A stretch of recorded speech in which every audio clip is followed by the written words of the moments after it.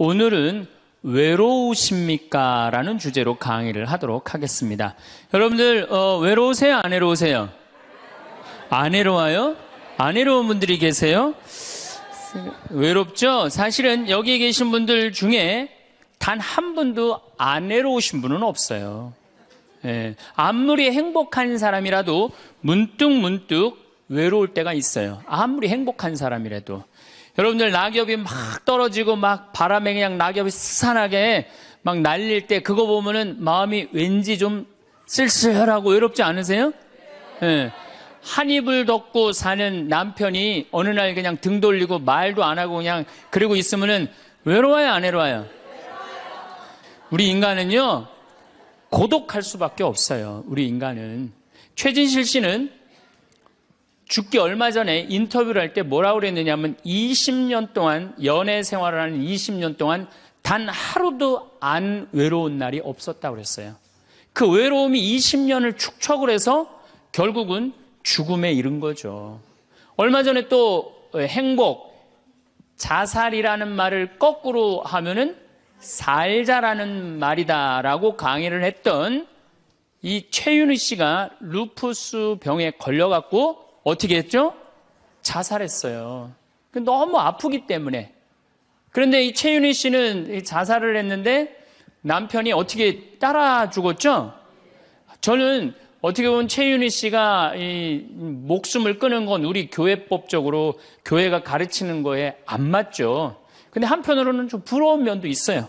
여러분들, 내가 병이 들어갖고 이제 막 죽기 일보 직전이야. 그래갖고 남편한테 여보, 나 죽으면 당신 어떻게 할 거야? 근데 남편이 난 당신 없으면 못 살아. 당신 없으면 난 따라 죽을 거야. 그럼 여러분들 그 말 들어도 좋아요, 안 좋아요?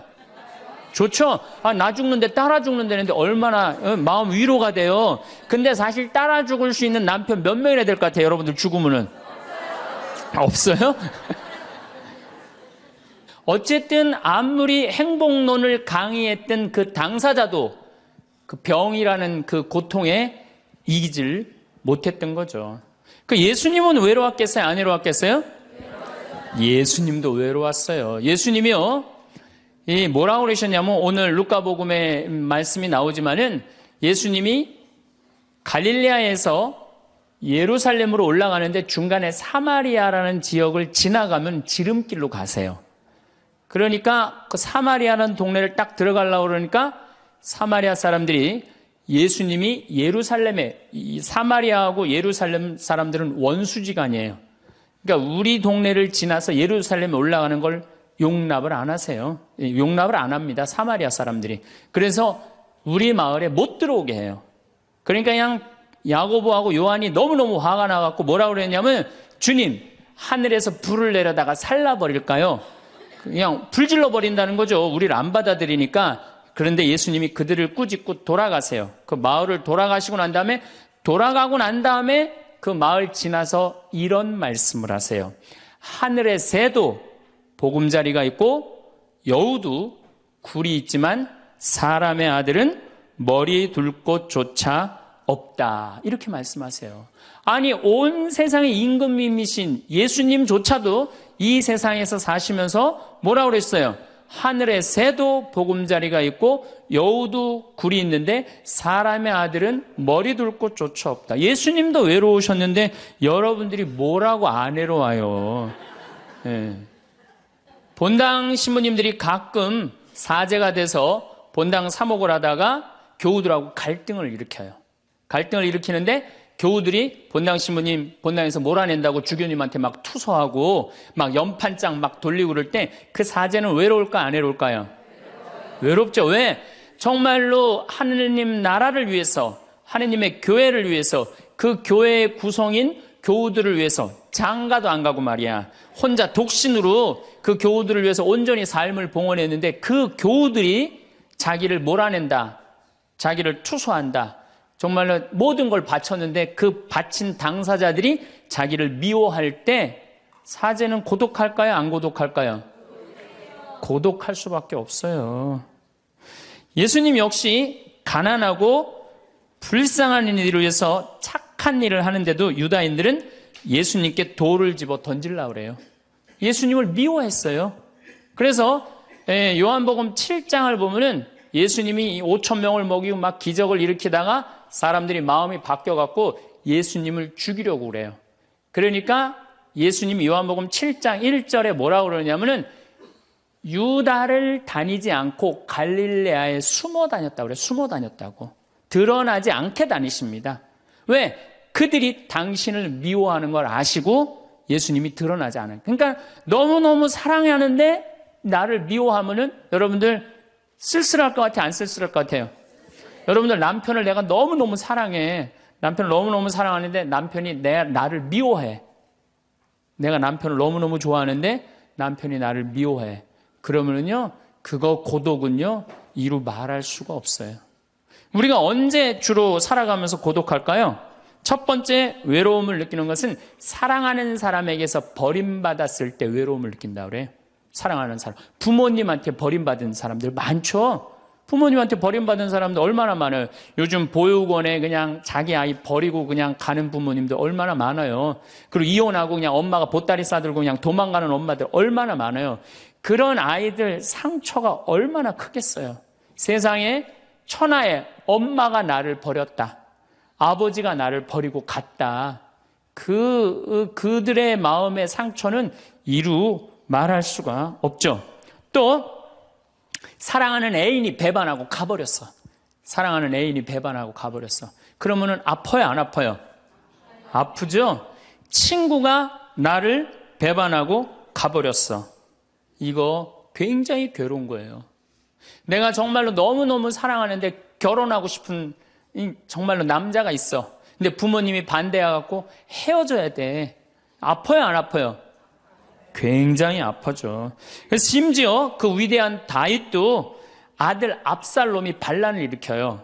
아들이 압살롬이라는 아들이 있는데 반란을 일으켜갖고 다윗이 도망 나갑니다. 예루살렘에서 그냥 급히 도망을 나가면서 이런 시를 불러요. 시편 3편에 주님, 저를 괴롭히는 자들이 어찌리 많습니까?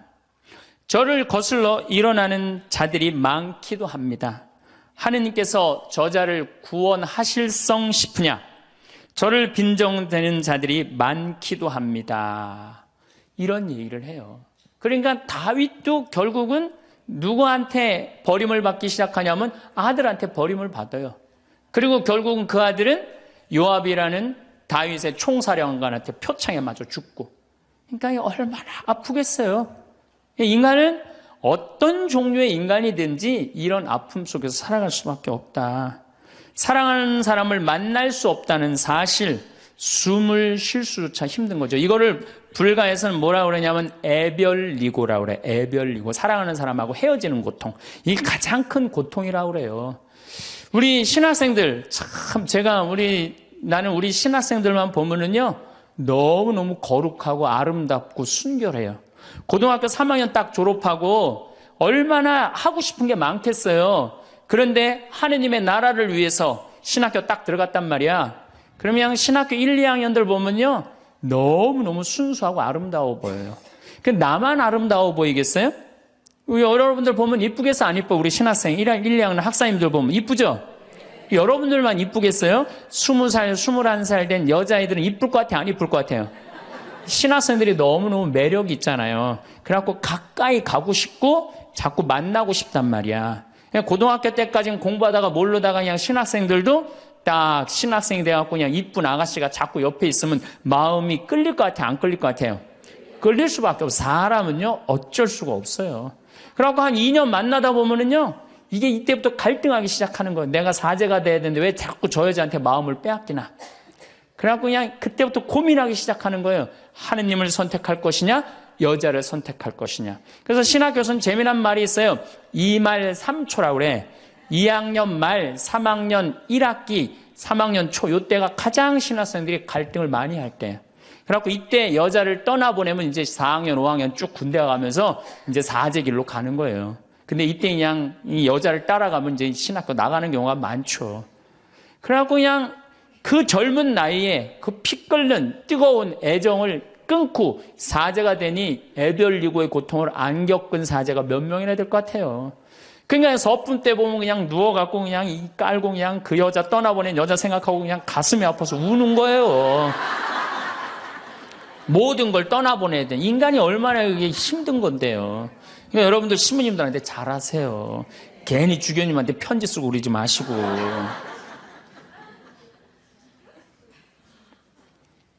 예수님은 마지막 날에 제자들이 예수님을 다 버리고 갔어요.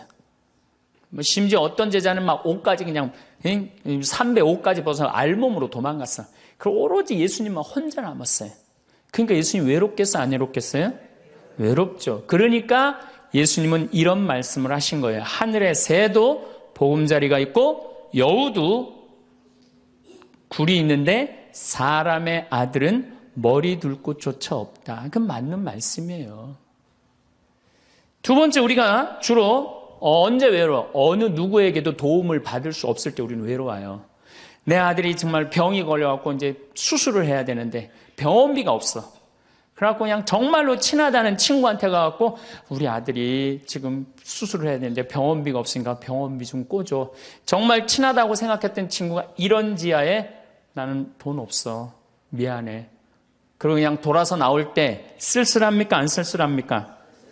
심지어 어머니 뱃속에서 같이 태어난 형제한테 도움을 청했는데도 그 형제가 집을 잡혀갖고 대출이라도 받아서 해줘도 전찬을 판국인데 냉정하게 돈 없다고 거절당할 때 우리 인간은요, 그럴 때 세상에 홀로 떨어져 있는 그런 기분을 드는 거예요.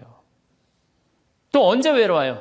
내가 40살, 이제 45, 46이 돼갖고 애 대학도 들어가야 돼갖고 학비도 지금 등록금도 준비해야 되고 아파트 부금도 보야 되는데 그냥 직장 상사가 부르더니 해고 통지를 딱 했어. 그럼 이 40대 가장은 얼마나 쓸쓸하겠어요. 갈 데가 아무 데도 없는 거죠. 대학이라고 졸업은 해놨는데 나를 필요로 하는 데가 아무 데도 없네. 아무리 그냥 원서 지원서를 100통을 써도 그냥 나한테 연락해주는 사람 하나도 없어. 이럴 때 나를 필요로 하는 사람이 아무도 없을 때 우린 외로운 거예요. 더욱이 그냥 더 힘든 사람들은 어떤 사람들이에요? 철거민들.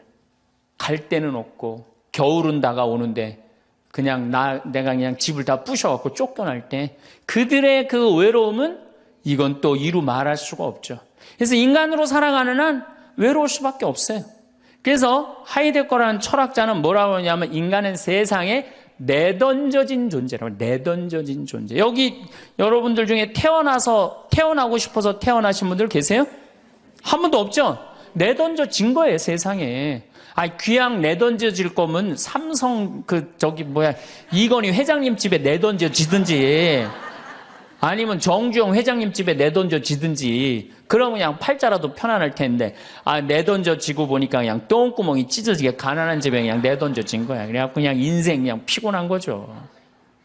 그리고 귀양 태어날 거면은 장동건이나 고소영 씨처럼 얼굴이 잘생기거나 이쁘게라도 태어나면은 얼굴로라도 먹고 사는데 또 가난한 집에 내던져졌는데 얼굴은 또 씹다 뱉은 수제비같이 생겨버렸네. 요즘은 그냥 막 텔레비전 이런 시대 아니에요. 그래갖고 그냥 키 크고 잘생기고 이런 거에 그냥 뭐든지 그냥 사람들이 그냥 눈이 멀어 있잖아요. 근데 그냥 생긴 건 씹다 뱉은 수제비같이 그냥 이렇게 살아가는 사람들은 인생을 힘들게 살아갈 수밖에 없다는 거예요. 그런데 그런 사람들이 95%가 그렇다는 거예요. 95%. 저나 여러분이나 내가 항상 하는 얘기지만 내 얼굴 이거 씹다 뱉은 수제비같이 생겨갖고 이거 얼굴로 먹고 살기엔 틀린 거죠. 다 평범하게 태어나는 거죠. 또 우리 언제 외로워요? 말이 안 통할 때 외로워요. 남편하고 말이 안 통할 때, 자식하고 말이 안 통할 때, 특별히 가족 간에 말이 안 통할 때 참 외로워요. 제가 미국에 강의를 한 2년 동안 이렇게 쭉 다녀보니까 깜짝 놀라는 일이 있어요. 엄마 아빠는 영어를 못하고 애들은 영어만 하는 거예요. 그러니까 애들은 그냥 영어를 너무너무 잘하고 애들 하는 말을 엄마 아빠가 못 알아듣는 거예요. 그러니까 엄마 아빠하고 말이 안 통하는 거 애들하고 기본적인 거 밥 먹어라, 학교 갔다 와라 이거 외에는 말이 안 통하는 애들이 참 많더라고요. 정말로 그건 이제 점점 외로워지는 거죠. 그래서요, 뉴욕에요, 60세 넘은 할머니, 할아버지들이 작년에 한 60명이 자살을 했대요. 외로우니까. 우리 생태마을에 교감 선생님이 3개 국어를 해요. 생태학교라는 걸 운영하거든요. 3월 달부터 12월 달까지 우리 농사 짓고 기숙사 생활하고 생태 영성 배우고 이런 생태학교를 운영하는 이제 교감 선생님이 미국에서 스카웃을 해왔어요. 스카웃을 해왔는데 이 교감 선생님 아들이 미국 컬럼비아 대학 4년 장학생이에요. 미국에서 태어난 거죠. 나도 한번 만나봤는데 애가 굉장히 괜찮아요. 근데 얘가 이제 아버지 생일날 카드를 보낸 거예요. 한글을 배워서 삐뚤삐뚤한 글씨를 써갖고 편지를 보냈는데 딱 3줄 보냈어요. 아버지 사랑합니다. 아버지 생일 축하합니다. 그리고 맨 끝에 뭐라고 썼느냐면은 네 아들 윤진이가 이렇게 해서 보냈더라고요. 말이 안 통하는 거지. 말이 안 통하는 거지. 한국에서 보면은 그런데 이게 미국 사회에서만 서로 말이 안 통하는 게 아니야. 한국에서도 퇴근을 했는데 부인이 남편을 투명인간 취급하는 부인들 많아요. 들어오거나 말거나 말도 안 하고 그냥 밥 차려놨으니까 먹으라고 그러고 사람 그냥 투명인간 취급하는 경우 많죠. 그렇죠?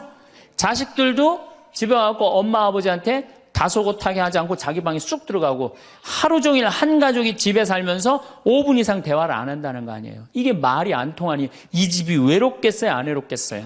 모이면 하루에 있었던 일 얘기하고 서로 그냥 다정하게 대화를 나눠야 되는데 우리가 지금 말이 안 통해 서로. 그 외로울 수밖에 없죠. 또 언제 외로워요? 이게 이제 저하고 여러분들하고 공통적으로 느끼는 거예요. 늙어가는 걸 느낄 때. 내가 뭔가 하나씩 뺏겨가는 걸 느낄 때 그때 외로워요. 내 젊음이 하나하나 떨어져 가는구나. 제가 굉장히 눈이 좋았어요. 1.5, 어떨 땐 2.0까지 나왔어요. 근데 요즘 핸드폰에 메시지가 오면은 일단은 내가 인상을 써요. 인상을 쓰고 이렇게 멀리 보기 시작해. 안 보이는 거, 글자가. 심지어는 내 동창들은요, 돋보기를 쓰는 동창들도 있어요. 벌써. 그래서 너 왜 돋보기를 쓰냐고 하니까 노안이 와갖고 신문이 안 보이는 거예요. 그 돋보기를 쓰고 있는 동창을 보면요, 슬프더라고요. 늙어가니까.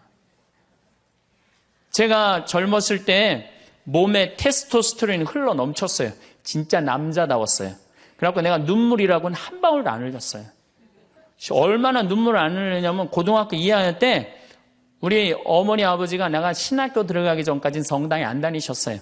그게 이해가 안 됐잖아요. 반대한다고 어머니가 막 약 먹고 자살하고 막 정말로 아버지가 그 막 죽어가는 어머니를 막 끌어안고 저를 보고 뭐라고 그랬느냐면 울면서 제발 신학교 안 간다는 소리 좀 해라. 내가 그랬는데도 눈물 한 방울 안 흘린 놈이에요, 내가. 물론 우리 어머니 아직도 안 돌아가셨어요. 아직도 안 돌아가시긴 했는데. 그런데 내가 나이가 46인데 이상한 일이 벌어졌어요. 내 몸에서 이제 테스토스테론은 안 나오고 남성 호르몬은 안 나오고 에스트로겐, 여성 호르몬이 나오는 모양인 것 같아요. 지난 2월 달에 우리 김연아 선수가 동계올림픽 금메달 땄잖아요. 따갖고 그냥 더욱이 또 우리 세례 받았잖아. 근데 내 딸이 그냥 금메달 따갖고 그냥 동해물가 올라가는데 그냥 그 묵주 반지가 딱 보이는데 눈물 한 방울 딱 떨어지는데 아니 김연아 선수 눈물 한 방울 떨어지는데 왜 내 눈에서 눈물 10방울이 떨어져? 자동이야 자동. 요즘은 그냥 텔레비전에서 슬픈 것만 봐도 어떻게 돼요? 눈물이 뚝뚝 떨어져요. 내가 이제 늙어가고 있는 거예요. 네. 내 몸에서 이제 여성 호르몬이 나와갖고 자꾸 감성적으로 되는 거예요. 감성적으로. 반대로 여자들은 몸에서 이제 에스트로겐은 안 나오고 테스토스테론이 나와요. 남성 호르몬이 나와요. 그래갖고 50 넘은 여자들을 보면요, 여자 같은 여자는 하나도 없어요. 깡패 같은 여자들만 그냥 천재 있어요. 깡패 같은 여자. 그냥 몸에서 근데 에스트로겐이 빠져나가면은요, 여성 호르몬이 빠져나가면은요, 기억력도 같이 빠져나간대. 기억력도. 그래갖고 그냥 장을 보러 나가야 되는데 그냥 지갑을 어디다 놔뒀는지 알 길이 없는 거야. 온 집안을 다 뒤져도 지갑이 없는 거예요. 그래갖고 열받는다고 냉장고 딱 열어보니까 김치통 위에다 지갑 딱 올려놔. 아이고, 내가 왜 이럴까. 심지어는 어떤 분은 막 1층에서 2층 올라가면서 올라가는 중간에 무슨 일을 하러 올라가는지 까먹는 분도 계세요. 그런 분들 많죠? 더 심각한 분은 어떤 분이냐면 1층하고 2층 중간에 서서 고민하기 시작하는 거예요. 과연 내가 지금 2층에서 내려오고 있는 중이었을까? 1층에서 올라오고 있는 중이었을까? 깜짝깜짝 놀라는 거죠. 심지어는 저는 어떤 분까지 봤느냐면은 핸드폰을 하면서 지금 내가 핸드폰을 찾는데 내 핸드폰 어디 있지? 이러고 있는 사람들도 있어요. 그런 분들도 있어요. 늙어가는 거죠. 늙어가는 건 굉장히 슬픈 거예요. 젊음을 빼앗기는 거, 이런 것들이 자꾸 우리를 슬프게 하죠. 한숨이 나오죠. 더욱이 아줌마들은요, 40이 넘으면 확 갑자기 몸에 얼굴이 열이 확 올라왔다가 열이 확 식었다가, 그러죠? 감정의 기복도요, 막 기뻤다가 슬펐다가 분명해요. 울었다 웃었다가 분명해요. 그러면 자식 붙잡고 네가 인생을 어떻게 살라고 그러냐고 막 울다가 갑자기 그냥 성당 친구가 전화 오면은 언제 그랬냐는 듯이 내가 오늘 신부님을 강의를 들었는데 너무 재밌다고 막 깔깔깔깔거리고 막. 그러면 아들이, 딸이 엄마 도대체 왜 그래? 이 소리를 들으면요, 여러분들은 심각하게 늙어가고 있는 거예요. 엄마 도대체 왜 이래? 내가 이제 늙어가는 거죠. 그럴 때 우리 인간은 외로움을 느낀다는 거죠. 우리가 언제 외로울까요? 아플 때 외롭다 그래요. 아플 때. 구약의 유명한 욥은 온몸에 종기가 나서 사람들이 자기를 무시할 때 이런 노래를 부릅니다. 내 형제들은 내게서 멀어지고 내 친구들은 남이 되어 버렸다네. 친척과 친지들은 떨어져 나가고 집안 식객들은 나를 잊었으며 계집종들은 나를 낯선 자로 여기니 저들 눈에 나는 이방인이 되었다네.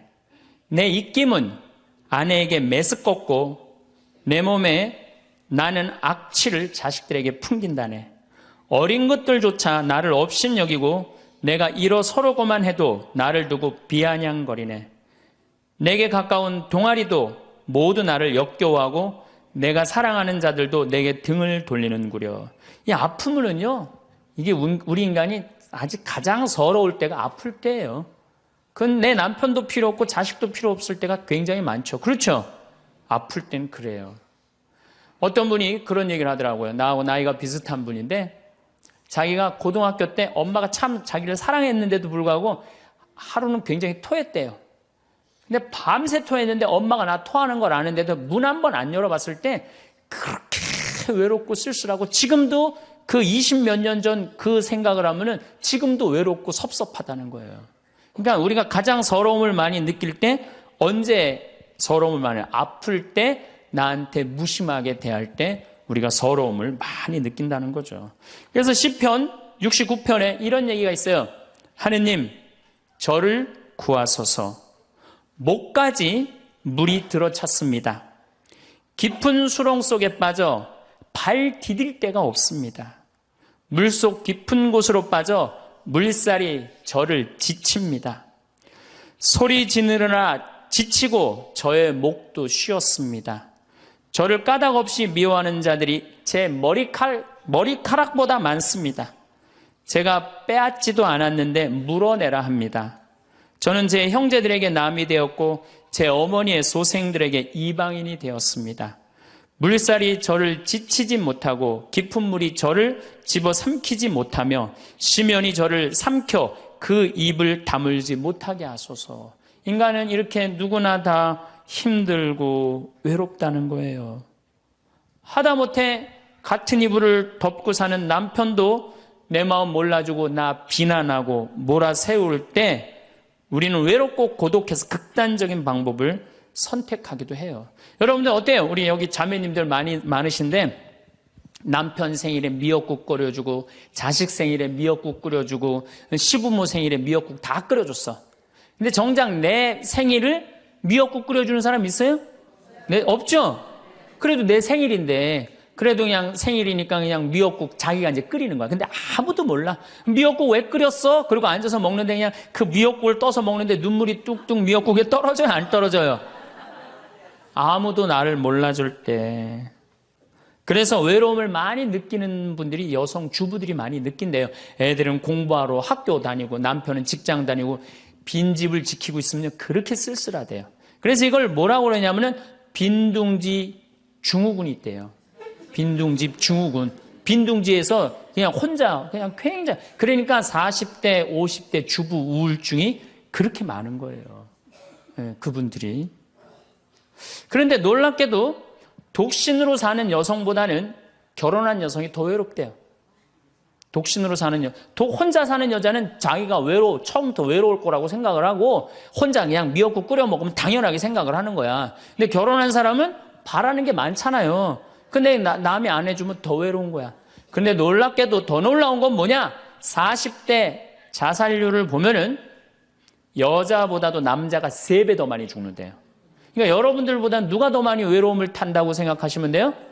남자가 더 많이 탄다고 생각하면 돼요. 이 인간이 다 외로운 거야. 어떻게 보면 다 불쌍해. 여기 있는 분들 한 분 한 분 예수님 오면 다 안아줄 거야. 너 그동안 외로웠구나. 내가 안아주마. 다 그럴 거예요. 여기서는 웃고 있지만 막상 돌아가서 집에 가보면 눈물을 흘리는 분들 많을 거라는 얘기죠. 저는 외로울 것 같아요? 안 외로울 것 같아요? 저도 외로워요. 제가 92년도 철산성당에서 보좌신부, 경기도 광명 철산성당에서 보좌신부를 했는데 한 12월 15일쯤 됐어요. 아이들이 연합고사 본 날이에요. 그래갖고 저녁 먹고 이제 성당을 이렇게 산책을 하는데 지하실에서 뭐 난리도 아니에요. 뭐 의자 부시는 소리에 뭐 비명 소리에 정신이 하나도 없더라고요. 그래서 내려가서 보니까 아이들이 소주를 먹고 어떻게 하느냐면은 뭐 난리도 아니야. 뭐 자기네들끼리 의자를 부시고 끌어안고 울고 별놈이 다 있더라고요. 별놈이 다 있어갖고 니네들 도대체 왜 그러느냐? 저는 중학교 아이들이 술 먹고 담배 피는 거 내가 본당 신부할 때 나한테 걸려도 난 한 번도 혼낸 적이 없어요. 애들. 왜 혼낸 적이 없냐면 내가 중고등학교 때 술, 담배 다 했거든. 뭘 혼을 내. 그래서 니네들 사제관에 좀 올라와 봐라. 신부님이 혼내지 않고 사제관으로 올라오라고 그랬고 딱 앉혔어요. 한 15명을. 남자 여자 다 앉아갖고 얘네들 도대체 무슨 일 때문에 이렇게 술을 먹고 성당 기물을 부시냐 얘기를 좀 해봐라. 그랬더니 마침 그 아이 중에 한 아이가 엄마 아빠가 이혼을 한 거야. 자기네들끼리 위로해준다고 마침 시험도 끝나고 소주를 지금이야 18도 19도지만 그때는 24도짜리 소도 아니에요. 중학교 3학년 애들이 그거 먹고 그냥 필름이 끊어진 거죠. 그래갖고 이제 앉혀갖고 그냥 귀양 나온 얘기니 니네들 인생을 한번 얘기를 해봐라. 이제까지 살아온 거. 그랬더니 애들이 그냥 15년, 16년 살아온 인생 그냥 나름대로 그냥 쫙 밤 12시가 넘은 거예요. 그래갖고 오늘은 너무 늦었으니까 니네들 귀양 이렇게 술이 취했으니 집에 가지 말고 신부님 집에서 자라. 사조관에서 15명 다 집으로 전화해라. 만약에 엄마 아빠가 뭐라고 의심을 하면 나를 바꿔줘라. 그래갖고 내가 몇몇은 내 통화를 해갖고 내가 오늘 재울 테니까 걱정하지 말라고. 그리고 애들한테 니네들 술은 이렇게 먹는 게 아니다. 그래갖고 내가 또 꼬냑을 또 한 병 꺼내갖고 한 잔씩 탁 따라주면서 아이들하고 정말로 다정한 얘기를 했어요. 그러니까 아이들이 너무 좋잖아요. 술을 먹었는데 혼을 내기를 하나. 또 신부님이 방에서 재워주지. 자기 얘기 다 들어주지. 그래서 내가 2월 달에 발령을 받아갖고 떠나는데 가지 말라고. 애들이 일주일 동안 우는 거예요. 가지 말라고. 신부님 우리랑 살자고. 그래갖고 내가 발령 받아가는데 발령 받아가는 날 30명이 학교를 안 간 거예요. 가지 말라고. 그래갖고 제가 이제 수원으로 이제 발령을 받아갔는데 토요일만 되면은 전철을 타고 내려오는 거예요. 토요일만 되면은 30명이. 그래갖고 한 주, 2주 오다 말겠지. 그런데 애들이 3개월 동안 계속 내려오는 거예요. 나보고 싶다고. 생각해보니까 이렇게 하면 안 되겠더라고. 이렇게 끌고 다니다가는 10년 후에는 한 3,000명 끌고 다니겠더라고요. 그래서 사제는 본당을 떠나면은 인연을 끊어야 되는구나. 그때 깨달았어요. 그 다음 사제가 정말로 사목을 잘할 수 있도록 떠난 본당에 일체 연락하면 안 되고 떠난 본당 사람들하고 어울리면 안 되는구나. 그때 깨달았어요. 그래갖고 제가 이제 평택에서 이제 비전동 성당이라고 5년 초대 본당 신부를 했어요. 초대 본당 신부 했으니 교우들하고 얼마나 친했겠어요. 그 다음에 경기도 광주에서 능평성당이라고 거기도 또 초대 본당 신부 5년을 했어요. 10년을 본당 신부로 하고 제가 지금 강원도 평창에 이제 갔잖아요. 6년 전에.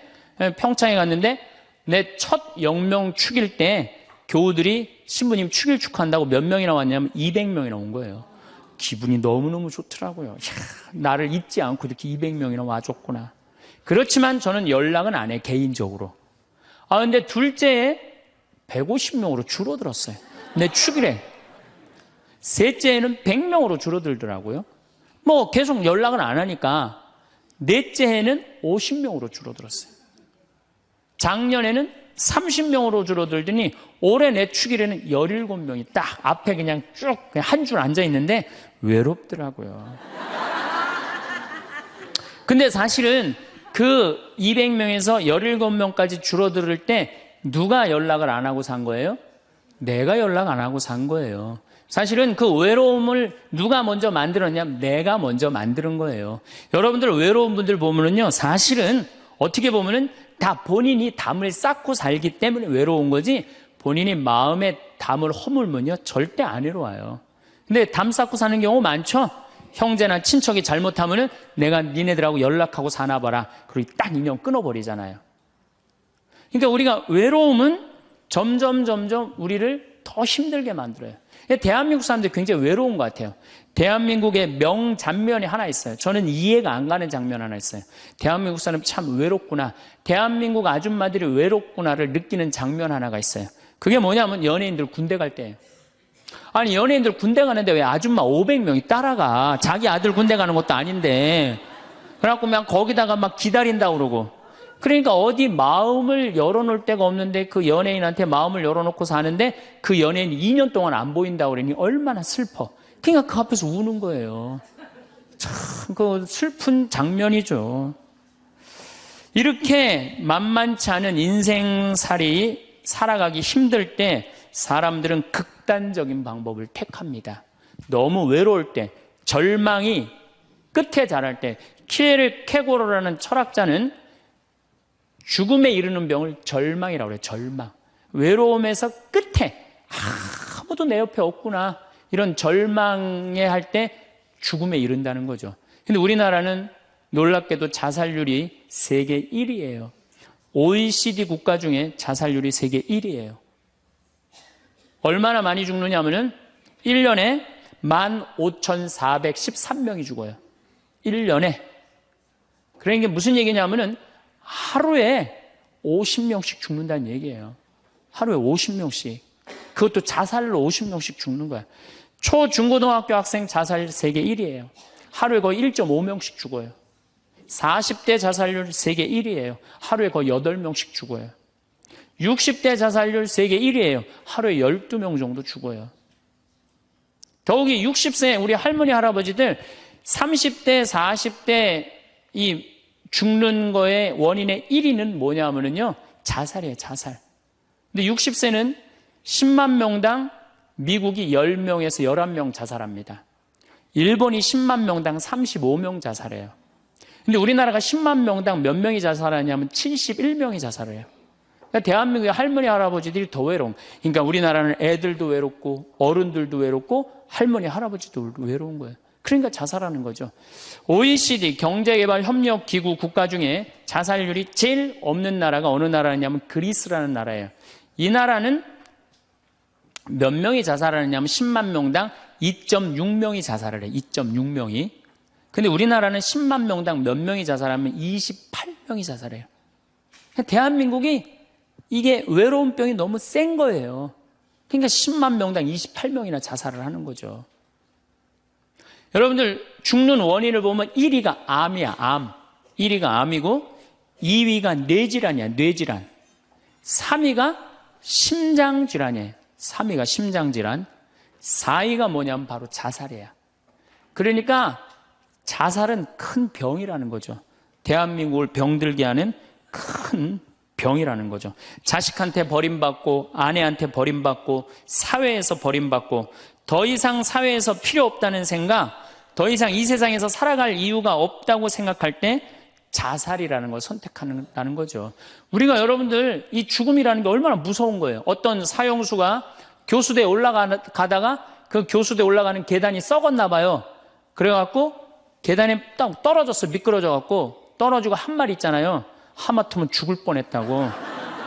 바로 죽기 직전까지 우리 인간은 무슨 끈을 놓지 않아요? 삶의 끈을 놓지 않아요. 그럼에도 불구하고 죽음을 선택한다는 건 그만큼 괴롭다는 거예요. 그러니까 대한민국에 자살이 많다는 이유는 뭐냐면은 누가 잘못 사는 거냐면 우리가 잘못 사는 거예요. 우리 종교인들이 잘못 살아서 그래요. 아니 그런 외로운 사람들 위로가 되려고 예수님이 이 세상에 왔는데 우리가 위로가 안 되는 거죠. 그러니까 그냥 끈이 없다고 생각하니까 그냥 목숨을 끊는 거죠. 얼마 전에 유명 교수님이 왕따 당한다고 목숨을 끊었어요. 또 서울대학 다니는 아이들도 외롭다고 죽는 아이들도 많아요. 그러니까 외로운 거는 못난 사람들도 외로움을 느끼지만 어떤 사람들도 외로움을 느껴요? 잘난 사람들도 외로움을 느껴요. 그래서 사람들은 이래요. 나는 미치도록 외롭다. 죽고 싶을 정도로 외롭다는 말을 해요. 미치도록 외롭다는 말. 여러분들 현대인들이요. 한 번은 60% 정도는 살아가면서 우울증에 걸린대요. 한 번은. 여기 계신 분들 중에 지금 군대 가는 아이들 멘탈 테스트를 해보면요. 한 50% 이상이 한 번은 제정신이 아닌 상태래요. 멘탈 테스트를 해보면은. 그러니까 여기 계신 분 두 분 중에 한 분은 지금 제정신이 아닌 거예요. 반은 제정신 아닌 상태로 지금 앉아 있는 거예요. 신부님, 저는 제정신인 것 같은데요. 그분은 완전히 도루신 분이에요.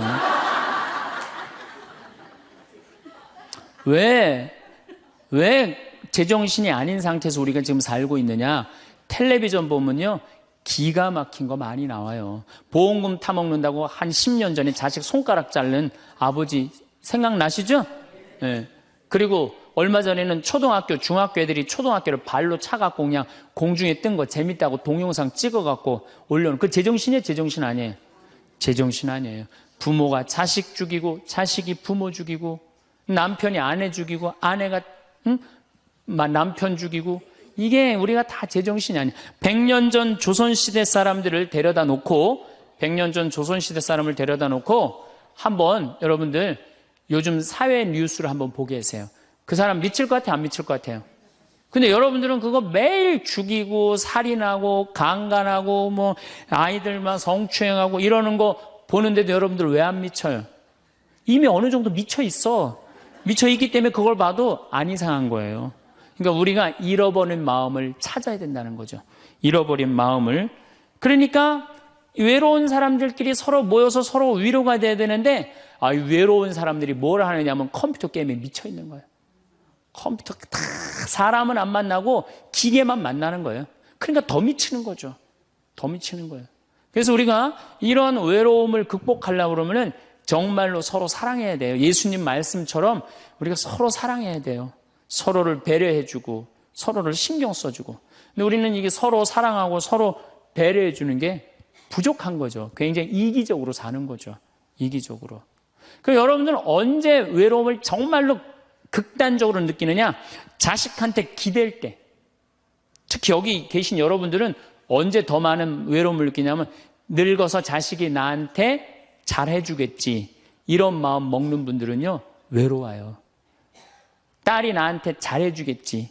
늙어서 나 용돈도 주고 내가 고생해서 키워놨으니까 나 호강시켜주겠지. 이런 생각하는 분들은요. 외로울 수밖에 없어요. 자식은요.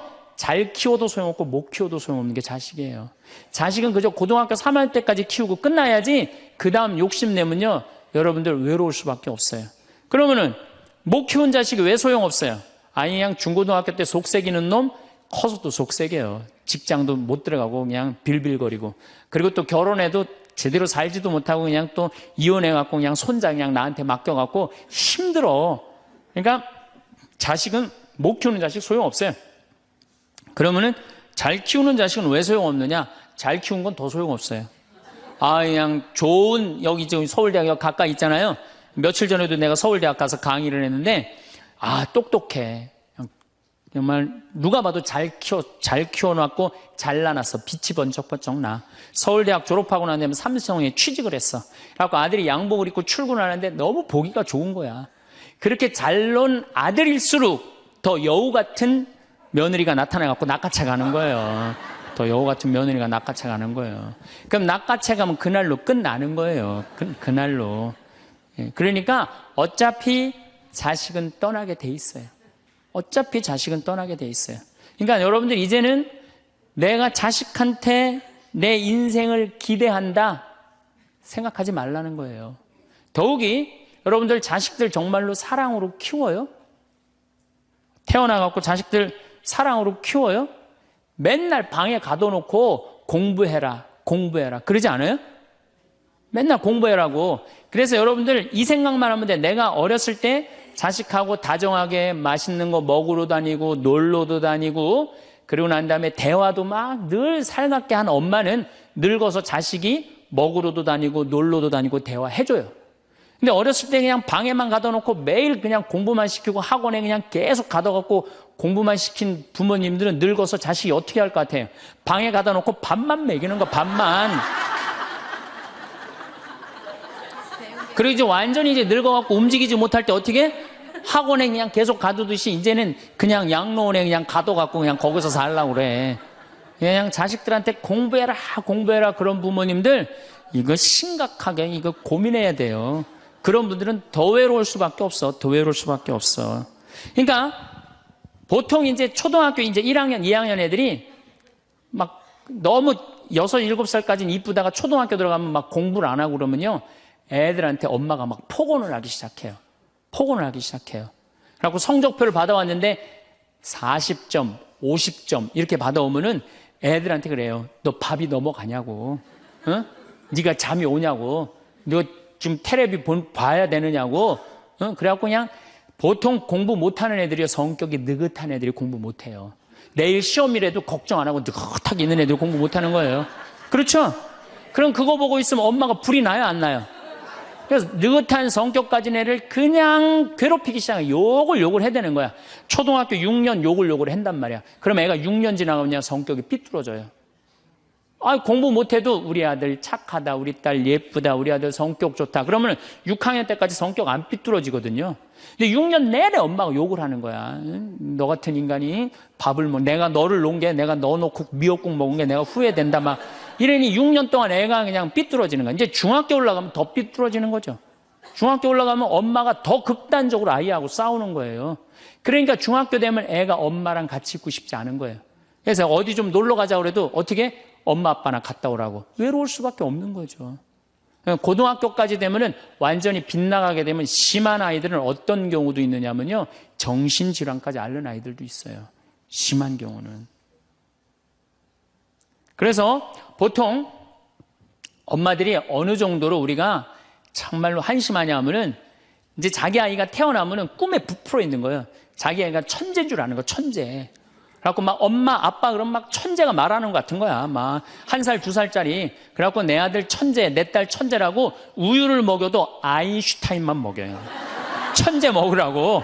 아인슈타인 우유만 먹는 거야. 애가 그냥. 그래갖고 그냥 초등학교 들어갔는데 이놈이 천재인 줄 알았더니 섞어놓으니까 아인슈타인 정도는 아닌 것 같아. 그래서 우유를 바꿉니다. 서울 우유로 바꾸는 거야. 서울 우유로. 그래서 서울대학은 가라고 서울로 바꾸는 거야. 6년 동안 서울에 죽으라고 먹였어. 근데 중학교 올라갔더니 이게 컴퓨터 게임에 빠지기 시작하네. 그래갖고 그냥 성적이 보니까 이거 뭐 아닌 것 같아. 그래서 엄마가 마음을 또 바꿔. 연세우유로 바꿔. 연세우유로. 고등학교 들어가 보니까 이건 뭐 진짜 아니야. 그래갖고 그래도 엄마가 포기를 못하고 무슨 우유를 먹이냐면 건국 우유를 먹어요. 건국 우유를. 근데 사실은 이 우유까지는 괜찮아요. 건국 우유까지 서울에 있는 학교에 가면요. 서울대학이에요. 이 지방에 다 가거든요. 고등학교 3학년 때는 이건 건국 우유도 안 될 것 같아. 그래갖고 그냥 최종적으로 정말로 애절한 마음으로 먹이는 우유가 뭔지 아세요? 저지방 우유예요. 저지방 우유. 지방대학은 가지 말아라. 여러분들 얼마 전에 어떤 아이가 자기는 예술고등학교 가고 싶은데 엄마 아빠가 판검사 되라고 어떻게 애를 괴롭힌 거예요. 그러니까 애가 그냥 불을 질러갖고 엄마 아빠 여동생 할머니까지 다 죽었잖아요. 그러니까 여러분들 자식을 정말로 사랑으로 키우느냐 욕심으로 키우느냐 이거 반성해야 돼요. 그렇게 애를 힘들게 키우는데 여러분들 노년이 풍요롭겠어요? 사랑이 없는 거예요, 사랑이. 정말 안타깝죠. 그래서 우리들이 그 아이들이 자기가 능력이 자꾸 깨져가는 걸 느낄 때 우리는 쓸쓸하고 외롭다는 거죠. 그때 누가 위로가 돼야 돼? 엄마들이 위로가 돼. 우리 아들 괜찮아. 정말 착하고 하느님 찬양하고 하느님 사랑하고 매일매일 성실하면 살면 돼. 그걸 전해줄 때 여러분들 노년은 안 외로워요. 너 같은 걸 내가 낳았으니 웬수야, 밥이 넘어가느냐? 이런 분들은 외로울 수밖에 없어요. 다음 시간에 정말로 우리가 부모 자식이 얼마나 중요한지에 대해서 이어서 하도록 하겠습니다. 감사합니다. 예, 반갑습니다. 예. 자, 우리가 미국에서 10년 전에 하버드 대학에서 교수님 한 분이 행복론이라는 강좌를 열었어요. 그런데 처음에는 많은 사람들이 의아했어요. 왜 의아했냐면 하버드 대가 어딥니까? 세계 최고의 대학이죠. 쟤네들이 안 행복할 일이 뭐가 있느냐. 좋은 대학에 가고 미래가 보장되어 있는 아이들인데. 그래서 처음에 수강생들이 7명밖에 안 됐어요. 그런데 해가 가면 갈수록 하버드에서 가장 인기 좋은 강좌가 행복론이 됐어요. 마지막에는 요즘은 거의 1000명 정도 듣는다 그래. 학생의 1000명이. 그러니까 거의 다 듣는다고 봐야죠.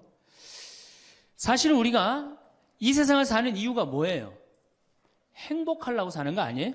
이 세상을 사는 이유가 내가 자식 공부 열심히 시키고 내가 돈 많이 벌고 여러분들처럼 좋은 아파트 환경 좋은 데 가서 사는 이유도 다 뭐예요? 행복하기 위한 거예요. 그런데 이걸 뒤집어 보고 자세히 들여다보면은 행복이 뭔지를 모르고 어떻게 하면 행복하게 사는지를 모르고 내가 어떻게 돈을 쓰면 행복하게 사는지를 모르는 사람들이 대부분이에요. 뭐 때문에 사는지를 모르는 사람이 너무 많아요. 그래서 우리나라는 초등학교 태어나면서부터 공부하기 시작합니다. 어디 들어가려고? 서울대학 들어가려고. 그래갖고 서울대학이 몇 퍼센트 들어가요? 1% 들어가요. 그럼 나머지 99%는 무슨 생각이 들어요? 참 난 불행하다. 그런 생각 참 많이 해요.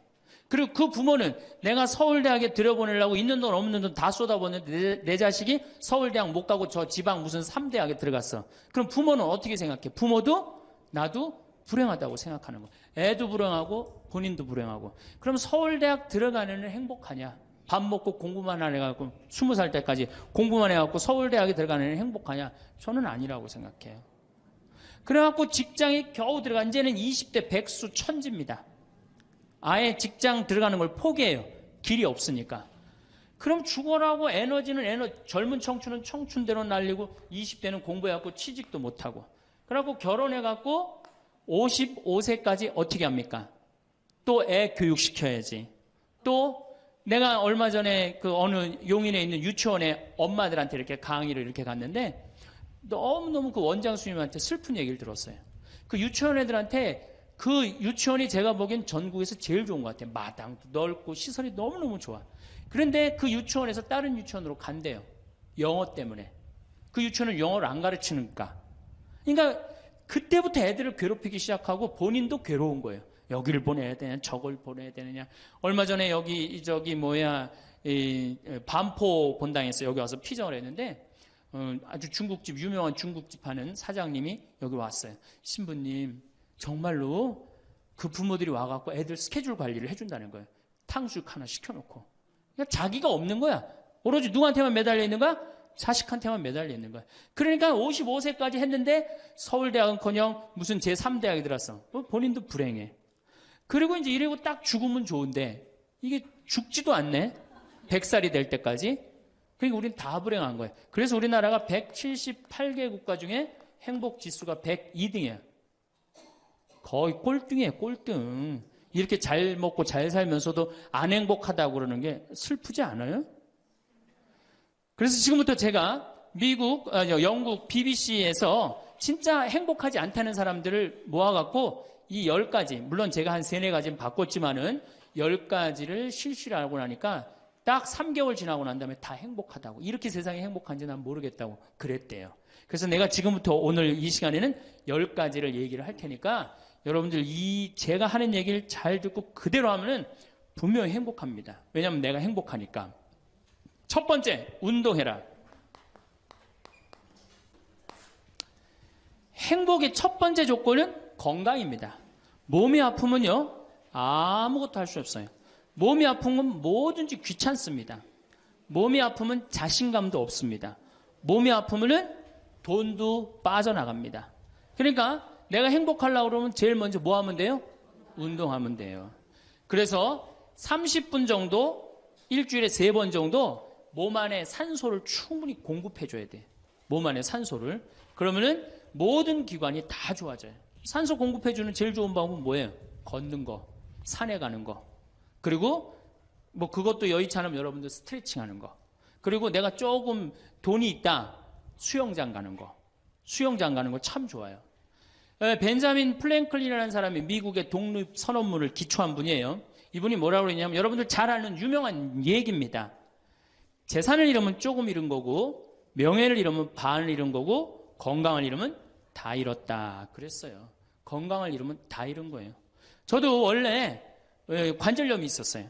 그래갖고 내 동창들이 나보고 40살 네가 넘어서 살면은 이별여행 가준다고 그랬어요. 세계 이별여행. 그때까지 못 살 것 같았거든. 그리고 내가 보자 신부 때도 교우들이 나한테 그랬어요. 아유, 신부님 곧 쓰러져서 죽을 것 같아요. 그랬어요. 정말로 그렇게 건강이 안 좋았어요. 근데 제가 수영을 하면서부터 건강해지기 시작해서 수영하면서.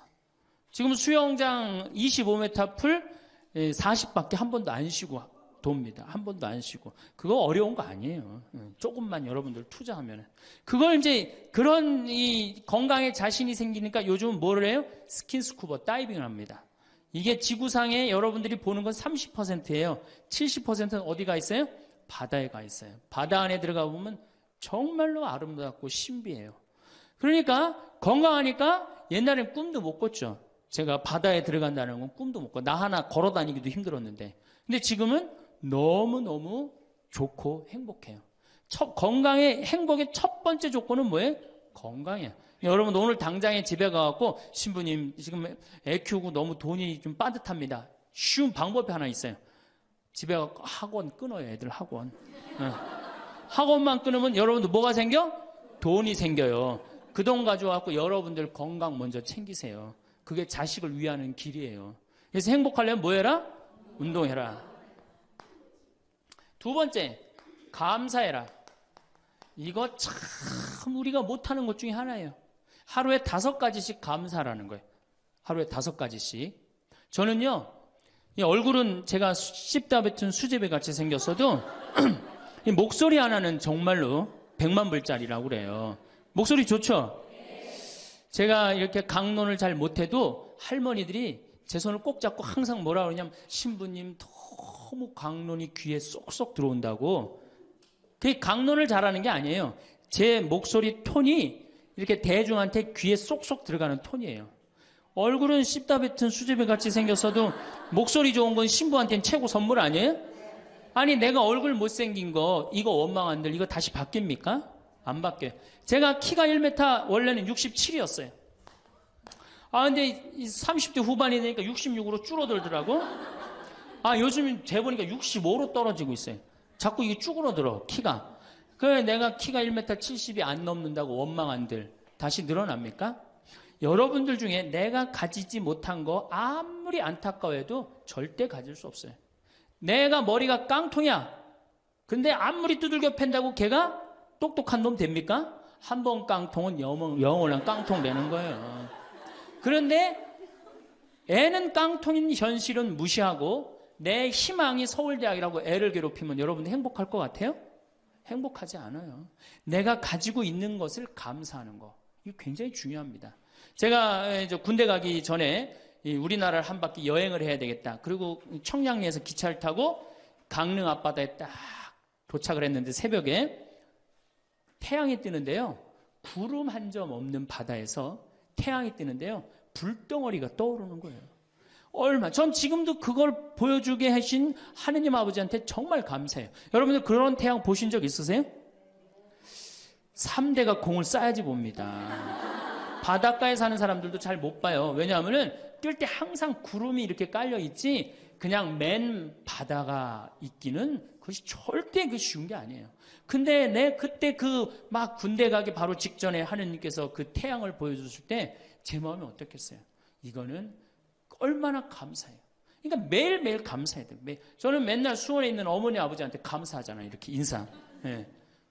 이렇게 목소리 좋게 놔주셔서 감사하다고. 또 작년에 제가 아프리카를 갔었어요.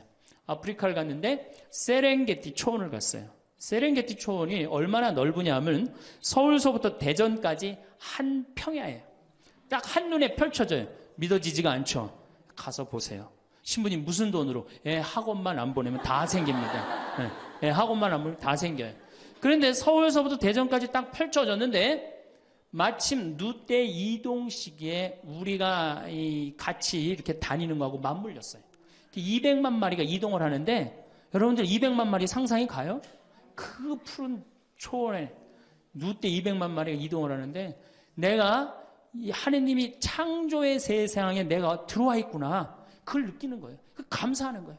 그리고 우리 인생 돌아보면요. 억울한 거, 분한 것만 생각하면 여러분들 도움 돼요? 우리가 습관을 잘못 길렀어요. 우리 할머니들 나하고 대화 꼭 해보면은 내가 지난번 강의 때도 말씀드렸지만 신부님 내 말 좀 들어보세요. 그러면 꼭 대동아 전쟁부터 참 억울하고 분한 것만 다 나열한단 말이야. 그럼 그 인생 행복하겠어요? 인생 돌아봐서 즐거웠던 거, 행복했던 거. 여러분들 아이가 첫 걸음 뛰었을 때 행복했어요? 안 행복했어요? 그때 막 흥분됐죠? 그렇게 행복했던 순간은 다 까먹고 억울하고 분한 것만 그대로 차곡차곡 쌓아놓으면 그 사람이 행복할 것 같아요? 내 아이가 처음으로 엄마라고 그랬을 때 행복했어요? 안 행복했어요? 그럼 그것만 생각하라는 거예요. 지난 과거를 돌아볼 때 즐거웠던 거, 행복했던 추억만 마음에 자꾸 쌓일 때 내 마음이 이뻐지는 거. 우리 성가에도 내 마음은 주님께서 가꾸시는 작은 정원이라는 노래도 있잖아요. 근데 그놈의 정원이 그냥 가시반, 그냥 미움, 분노, 증오만 꽉 차 있다면 그 밭이 행복한 정원이 되겠어요? 정원이 안 됩니다. 여러분들 아파트 입주했을 때 동백지구에 행복했어요? 안 행복했어요? 행복했죠? 그 앞뒤로 산이 다 있고 얼마나 좋아요. 그렇죠? 그런 것만 해란 말이에요. 자식이 깡통인 거 막 거기에만 매달려 있고 그러지 말고. 그래서 5가지 감사를 드리라는 거예요. 우리는 감사드릴 이유가 얼마나 많아요. 여러분들 나무는 한번 저 자리에 딱 심어지면은 100년이고 1000년이고 움직일 수 있어요, 없어요? 근데 우리는 움직여갖고 지금 경기도 이 강원도까지 와갖고 여러분들 맑은 공기, 이 꽃 가득한데 여러분들 산책하는 거 보니까 꽃 속에서 꽃이 산책하는 것 같아. 너무 보기 좋더라고. 얼마나 좋아요. 물고기는 물 속에서만 살 수 있어요. 그렇죠? 근데 우리는 하늘도 날고 땅도 걷고 바다도 들어가고 인간으로 태어난 게 얼마나 풍요로워요. 인간은 굉장히 풍요로운 존재예요. 생명력에 있어서. 그 풍요로움을 내가 마음껏 누리고 느끼고 살아가는 사람이 있는가 하면은 뒷방에 처박혀갖고 원망하고 분노하고 저주하는 사람, 그리고 살아가는 사람이 있어요. 여러분 어느 걸 선택하시겠어요? 먼저 거를 선택하시는 게 굉장히 중요해요. 그래서 항상 감사해라. 3번째, 대화해라. 이게 100년 살 사람들의 숙제 중에 숙제입니다. 대화가. 왜냐하면 이게 30년 공자님 시대엔 평균 연령이 38세였어요. 대화할 시간이 어디 있어요. 애 놓고 애 키우고 그러다 죽기 바쁜데. 근데 지금 애가 다 직장에 다니고 손자 손녀까지 낳는데도 내가 죽어야 안 죽어요? 그러면 그 많은 시간 뭐 하고 살 거예요? 그 많은 시간 대화하고 살아야 돼. 나하고 영적으로 맞는 사람하고 이야기하는 거 굉장히 중요합니다. 영적으로 맞는 사람이랑 대화하는 거. 나는 우리 신부들하고 대화하는 거 참 좋아하는데 나는 우리 그 동기 신부들도 친한 편이지만은 우리 선배들하고도 많이 친해요. 내가 아주 좋아하는 신부 베드로 신부가 작년에 나하고 북유럽을 여행을 가기로 했는데 이 신부가 몸이 아파갖고 다시 복귀를 해. 그러니까 이제 다시 본당 신부로 발령을 받아서 이렇게 일반 여행을 가기 싫고 성주순례를 가고 싶었나 봐요. 나하고 약속을 깨고 저는 혼자 북유럽을 가고 이 신부는 메주고리를 갔다 왔어요. 메주고리를 갔다 왔는데 내가 이제 교구청 강의 나가거나 교구에 강의 나갈 일이 있으면 그 집에서 잠을 잘 자요. 이제 그 성주순례 갔다 오고 난 다음에 그 집에서 잠을 자는데 그 신부가 미안했는지 성주순례 갔다 온 이야기를 해주는 거예요. 메주고리는 40년 동안 성모님이 4명한테 매일 발현한대요. 한 명한테는 부활 때, 성탄 때, 또 한 명한테는 8월 매달 15일에 이렇게 발현을 한대요. 그곳에 이제 갔는데 거기서 신부님을 한 분 만나셨대요. 어떤 신부님을 만났느냐 하면은 이탈리아 신부님인데 시실리 본당 신부님을 만났대요. 근데 이 신부님은 나이가 굉장히 80이 다 된 할아버지래요. 근데 이 할아버지가 신앙의 여정이 특별했던 거야. 이 할아버지 신부님은 태어나면서부터 엄마가 뭐라고 그랬냐면 너 신부되라 그랬대요. 그러니까 머릿속에 딱 신부 외에는 아무것도 박혀 있는 게 없는 거예요. 그리고 엄마가 얼마나 무서웠느냐 하면은 주일미사를 빠지면은 빨개 벗겨갖고 내쫓았대요. 신부될 놈이 주일미사를 빠진다고. 그리고 일주일을 굶겼대요. 그러니까 한 번도 다른 걸 생각해 본 적이 없는 거, 무서워갖고 엄마가. 그리고 자기는 신부가 팔자인 줄 아는 거예요. 그래갖고 신부가 됐으니 뭐가 행복해? 자기가 원한 것도 아닌데 이끌려서 그냥 신부가 됐는데. 그래갖고 정말로 신앙심 없이 이 신부님이 10년을 그냥 살았대요. 그 신부님도 아마 엄마 죽으면 이제 관두려고 이제 이게 언제 죽나 기다리는데 이제 사제로 생활하는 걸 한 지 10년이 됐는데 자매들하고 어느 날 같이 있는데 자매 중에 하나가 마귀가 걸린 거예요. 그래갖고 막 마귀짓을 하는 거예요. 막 마귀짓을 해요. 그래갖고 주위의 자매님들이 그땐 1950년대니까 구마기도 함부로 못했거든요. 신부만 할 수 있었어요. 신부님 빨리 하셔라. 난 못한다. 왜 못하시냐? 사실은 내가 신앙심이 없어갖고 이렇게 안수기도를 마귀를 쫓는다고 안수기도를 하면은 그 마귀가 금방 내가 신앙이 없는지 알아볼 거다. 그래서 나한테 들어올까봐 나 무서워서 난 못한다. 그래도 신부님밖에 없는데 어떻게 하시냐? 신부님이 하셔라. 그래서 어쩔 수 없이 구마기도를 했대요. 머리에 손을 얹고 뭐라고 이 신부님이 기도했느냐면 마귀야 부탁이니 제발 나한테만 들어오지 말아다오 이렇게 기도를 했대요. 그런데 마귀가 나간 거예요. 그래갖고 자매가 깨어나고 신부님 너무 감사하다고 나 마귀 쫓아내줘서 그런 소리 하지 마라. 난 마귀 쫓아낸 적 없다. 그저 나한테만 들어오지 말라고 그랬다. 아니라고. 신부님이 머리에 손을 얹었을 때 성령의 힘이 얼마나 셌는지 마귀가 자기를 끌고 나가려고 그랬는데 못 끌고 나갔다는 거예요. 그때 신부님 마음이 조금 뜨거워진 거예요. 나같이 신앙심 없고 나같이 이게 수동적인 인간도 주님께서 도구로 쓰시는구나. 그래서 조금 마음이 열렸어요.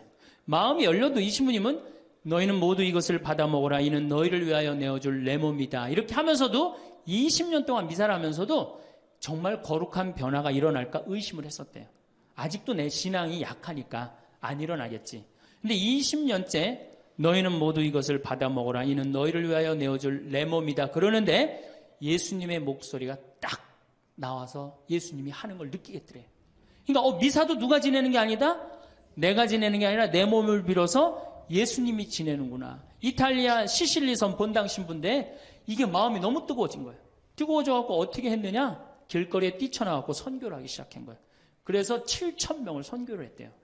그냥 대단한 거죠. 그거 대단한 거예요.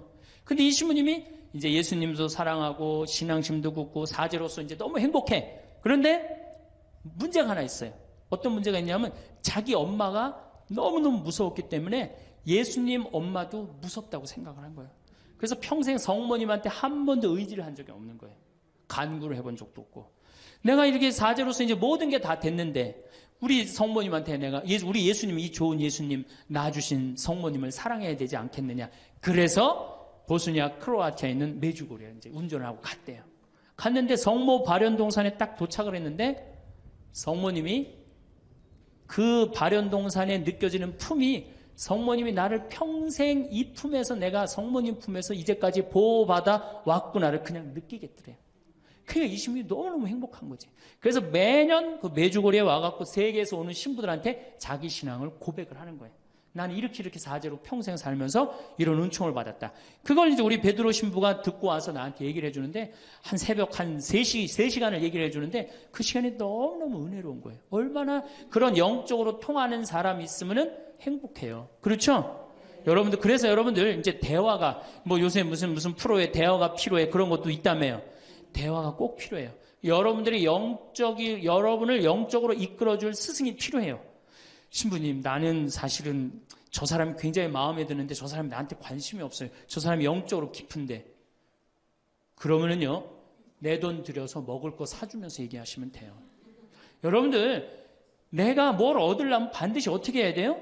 투자해야 됩니다. 그러니까 영적으로 깊은 사람 선물도 사주고, 예? 밥도 사줘가면서 내가 접근해야지. 가만히 있는데 누가 나를 봐줘요. 적극적이어야 돼. 적극적이어야 돼. 그래서 대화 꼭 여러분들 필요하다는 거. 제일 좋은 건 남편이죠. 근데 남편이 안 되면은 주위에 다른 사람들, 주위에 영적으로 깊은 사람들 많아요. 또 뭐 판교가 뭐 땅값이 좋대더라, 뭐 동탄에 그 아파트 거기 상가가 좋대더라, 이런 사람 말고 정말로 삶의 질이 높은 사람, 영적으로 하느님 나라를 정말 갈구하는 사람, 이런 사람하고 가까이 지내고, 그런 사람한테 가까이 지내려면 어떻게 해야 돼? 내가 먼저 다가서야 돼요. 그래서 대화가 꼭 필요하다. 네 번째, 공부해라. 이거 정말로 중요한 것 중에 하나예요. 우리가 초등학교 6년, 중고등학교 6년, 대학교 4년 배워서 몇 살까지 울고 먹어요? 50까지. 실질적으로는 대학교 졸업하고 2년만 지나면 자기가 배운 게 다 끝난대요. 그런데도 우리는 공부 안 하고 어떻게 해? 그냥 사는 거예요. 50부터 100살까지 남은 인생 또 50년 남았는데 어떻게 해요? 그냥 사는 거예요. 아니, 용감해도 그렇게 용감할 수가 있어요? 공부를 안 하고? 저는 제가 신부가 돼서 환경에 너무너무 관심이 많았어요. 그런데 저는 인문학을 공부했잖아요. 종교 철학, 뭐 신학 이런 걸 배웠는데 환경을 딱 접근하니까 너무 어려워. 무슨 BOD가 어떻고, 뭐 COD가 어떻고, PPM이 어떻고, PPT가 어떻고, PPB가 너무너무 어렵더라고요. 그래서 내가 공부를 해야 되겠다. 그래서 아주대학교 산업공학과 환경공학과에 공부를 했어요. 대학원을. 2년을 공부하고 나니까 석사 학위가 나오더라고요. 석사 학위가 나오니까 환경부에서 연락이 왔어요. 신부님, 지금 전국적으로 60명 환경 강사를 모집하는데 천주교에 보니까 공학 석사 하겠다 하신 분이 계시니까 좀 나와주라고. 그럼 해라고. 그래갖고 이제 한강 관리청인가 하여튼 어디에 제가 이름이 등록이 됐어요. 전국으로 다 뿌려졌어요. 그런데 천주교 교우들이 교육을 담당하면 다 날 부르는 거. 환경 교육을 담당하면. 전라도 고금이라면서 저를 불러요. 일반 주부대학에서. 고금이 어디냐 그랬더니 일단 비행기를 타라고 그러더라고. 광주행 비행기를. 광주행 비행기를 탔어요. 여러분 고금이 어딘지 아세요? 여러분들도 모르죠? 광주행 비행기를 탔어요. 비행기를 탔더니 이제 자가용이 날 데리러 나왔어요. 자가용을 타고 나주를 지나고 영암을 지나고 무슨 완도 있는 데까지 갔어요. 이제 다 왔나 보랬더니 전화를 끌더니 배 띄우라고 막 전화를 하더라고요. 배를 띄워갖고 배를 타고 섬으로 건너갖고 거기서 또 차를 타고 30분 정도 들어가니까 전라도 고금도라는 데예요. 우리나라 맨 끄트머리. 얼마나 좋아. 전국에 다니면서 강의해서 좋아. 그분들 천주교 신부 한 번도 본 적이 없잖아요. 신부가 와서 환경 강의하니까 선교해서 좋아. 강서료 받아서 좋아. 또 거기 멸치가 주산지라고 멸치 선물 받아서 좋아. 공부하면요, 여러분들 할 일이 너무너무 많고 인생이 너무너무 다이나믹한 인생이 기다려져요. 호스피스를 배워도 되고 무슨 공예를 배워도 되고 자수를 배워도 되고 수지침을 배워도 되고 도자기를 배워도 되고 플룻을 배워도 되고. 남은 인생이 50년이란 말이에요. 50년. 여러분들 50년이 짧아요? 앞으로? 그런데 공부 안 하고 그냥 버티고 그냥 살 거예요? 이제 공부하셔야 돼요. 공부를 하셔야만이 여러분들의 인생이 행복해집니다. 다섯 번째, TV 시청을 반으로 줄여라. 이게 이제 문제 중에 문제예요. 제가 전전 시간에도 TV에 대한 얘기를 했지만 현대의 하느님이 누구예요? 저는 십자가에 계신 예수님이 하느님이라고 생각 안 해요. 현대의 하느님은 TV님입니다. 가정방문 다녀보면은 거실 정가운데 누가 모셔져 계셔요? 텔레비전님이 모셔져 계셔요. 텔레비전님이 모셔 계신데 소파는 누굴 향해서 배열되어 있어요? 텔레비전님을 향해서 배열. 말씀하십시오. 당신 종이 듣고 있나이다. 텔레비전님이 시키는 대로 다 합니다. 마가 좋으니 마를 사 먹어라. 그럼 다음날 다 줄 서서 마 사 먹고, 도라지가 좋으니 도라지를 사 먹어라. 그러면 또 다 도라지 사 먹고. 텔레비전이 시키는 대로 하는 거예요. 아침에 일어나고 누구한테 제일 먼저 문안 인사드려요? KBS님 밤새 안녕히 주무셨습니까? 사실 평화방송에 인사하는 경우들은 좀 나아요. 그런데 아침에 아침 미사도 하고 새벽에 성모님 강의도 나오고 묵주기도도 나오고 그러잖아. 근데 꼭 KBS님 밤새 주무셨습니까? 더 기가 막힌 건 주무실 때. 텔레비전님 주무시기 전엔 절대 안 자요. 텔레비전님이 주무셔야지 어떻게? 나도 오늘 일과가 끝났구나 이러고 잔단 말이야. 이러니 머릿속에 뭐가 들어있겠어? 아무것도 들어있는 거 없는 거죠. 머릿속에 책을 읽어야 될 거 아니야. 책을. 우리나라 사람들처럼 책 안 읽는 사람 없어요. 10명 중에 4명이 1년에 한 권도 안 읽는데요. 이 중에도 한 권도 안 읽는 사람들 많을 거예요. 심각한 겁니다. 예. 저한테 그래요. 신부님, 그렇게 매일 강의하면서 여기 농사 지면서 토담집 지면서 언제 그렇게 농사꾼 신부 유럽에 가다라는 책도 쓰셨고 이번에 환경 에세이 어디로 가야 하는 책도 쓰셨느냐고. 텔레비전만 안 보면 그 시간 충분해요. 여러분들 하루에 3, 4시간씩 무슨 일 집중해서 한 6개월 하면은 무슨 일 만들어내지 않겠어요? 얼마나 우리가 텔레비전, 하늘만큼 땅만큼 끝나고 무슨 재미로 사나 했더니 미우나 고우나라네. 미우나 고우나 오늘 끝나면 이제 또 무슨 재미로 또 살아요? 또 다른 거예요. 엄마가 뿔났다 이거 봐요. 보고 살아요? 여러분들 텔레비전은요, 좀 미안한 얘기지만 구조가 똑같아요. 부잣집 아들, 가난한 집 딸, 아니면 부잣집 딸, 가난한 집 아들, 이룰 수 없는 사랑에 못된 시어머니, 예? 그렇죠? 그게 매년 똑같이 반복되고 똑같은 내용이에요. 그거를 10년 동안 그 앞에서 시간을 보낸다고 생각해 보세요. 아깝지 않아요?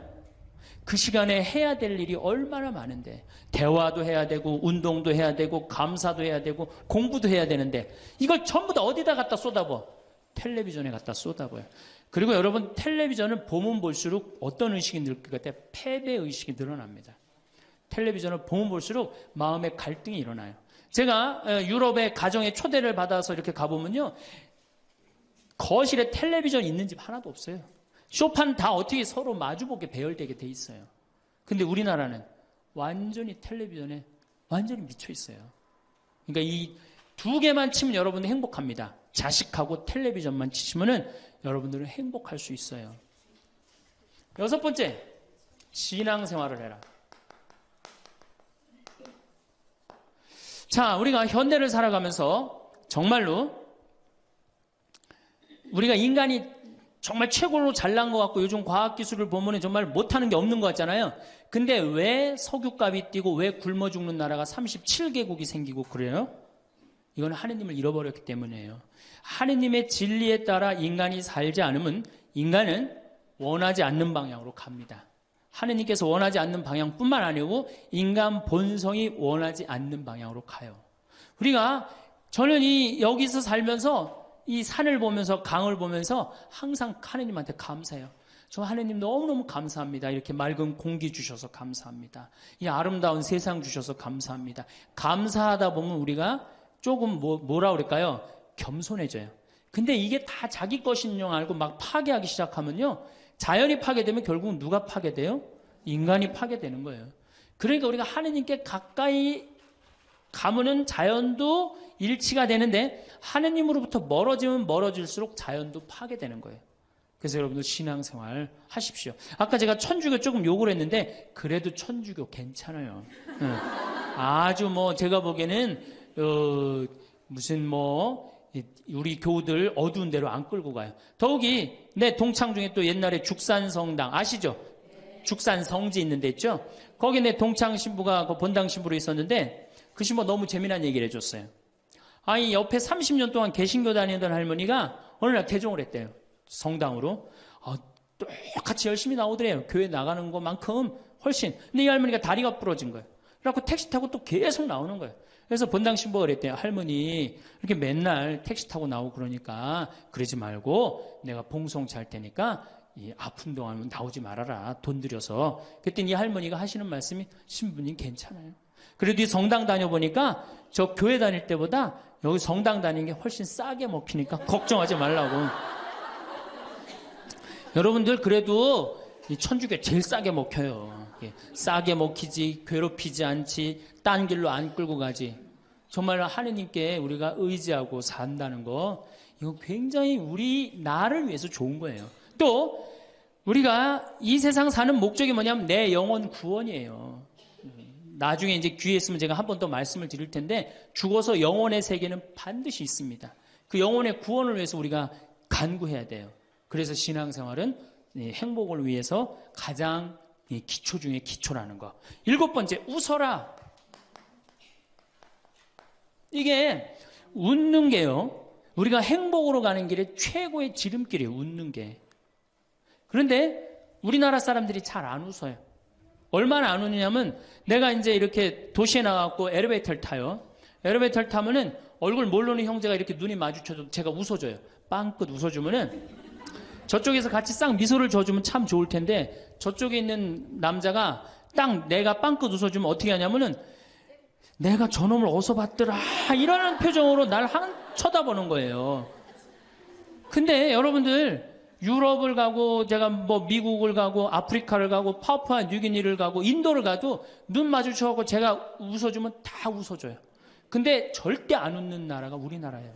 얼굴 모르는 사람 이렇게 마주쳐갖고 웃으면요, 심지어는 여기 우리 생태마을을 찾아오는 사람도 제가 웃어줘도 안 웃어요. 그만큼 경직되어 있는 거예요. 여러분들이 간지러움을 태우고 수술한 사람이랑 마취를 하고 수술한 사람이랑 깨어날 때 누가 덜 아플 것 같아요? 놀랍게도 간지러움을 태우고 수술한 사람이 덜 아프다는 거예요. 웃는 게 우리한테 그만큼 좋은 거예요. 근데 이게 이제 50대 된 여인한테 이제 저 여인이 인생을 어떻게 살았느냐 안 살았느냐가 딱 보여요. 50대 된 여인이 막 항상 웃고 그런 얼굴은요, 50대 되면 얼굴 뭐 오똑하고 눈 이거 다 똑같아. 얼굴이 그 얼굴을 다. 그런데 늘 웃고 살아온 자매는요, 참 예뻐요. 편안해 보이고. 주름이 한 560개 정도 이렇게 탁 하면서 얼굴이 굉장히 편안해져요. 근데 이게 안 웃은 여자는 주름이 17개밖에 안 생긴대요. 그러니까 560개면 자갈자갈자갈하니 이쁜데 부담스럽지 않은데 17개면 얼마나 부담스러워요.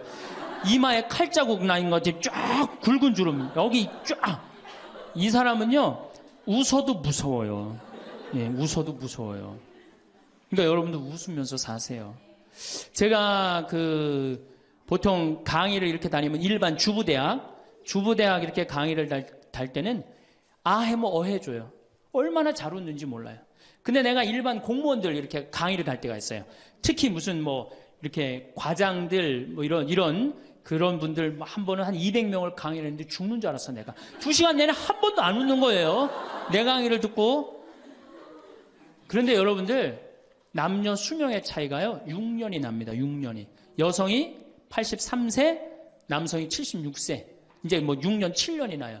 전 그 원인이 어딨나 가만히 생각해 봤더니 여자는 참 잘 웃어요. 깔깔거리면 자기네들끼리. 남자는 직장에 가도 안 웃고 집에 와도 안 웃고, 그러니까 빨리 죽는 거야. 여러분들 오늘 여기서 많이 웃었으니까 내가 보기에는 120살이 아니라 123살까지 살 것 같아요. 네. 오래 살으면 안 되긴 안 되는데 안 죽는 걸 어떻게 해요? 이제 안 죽는 걸 어떻게 해요? 나도 그거 잘 아는데, 여러분들 민주주의하고 공산주의가 결정적으로 갈린 이유가 뭐라고 생각하세요? 승패가 어디에 있다고 생각하세요?